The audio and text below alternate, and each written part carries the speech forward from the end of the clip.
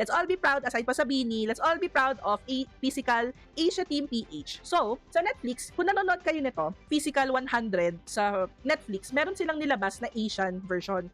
So, pangungunahan po ito ni Senator pa ba siya? Hindi na. Okay, so, Manny Pacquiao na lang siya. Dito sa Physical Asia, ano to parang, kung hindi pa kayo familiar sa Physical 100, basta parang palakasan siya ng mga may magagandang katawan, pagalingan, human physique based on performance. Gustong-gusto ko tong Physical 100 Season 1, particularly Season 1. Kasi nandun yung isang nasa Return of the Superman. Sorry. Mahirap ang challenges ng Physical 100 ha. Pero at least, di ba, na nabiyayaan tayo ng isa pang representative from the Philippines. Well, proud naman talaga tayong lahat sa kanya.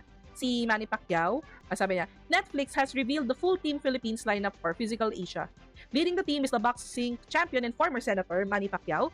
Joining him are Film National Team Sambo. What is a Sambo? Sambo athlete, Mark Mugen. Strongman, Ray Jefferson Kirubin. National Team Rugby player, Justin Covini. National Team Hurdler, Robin Lauren Brown. And CrossFit athlete, Lara Liwanag. Ayan. So, aabangan ko to kasi nanonood talaga ako ng Physical 100 kasi okay din yung mga ayan.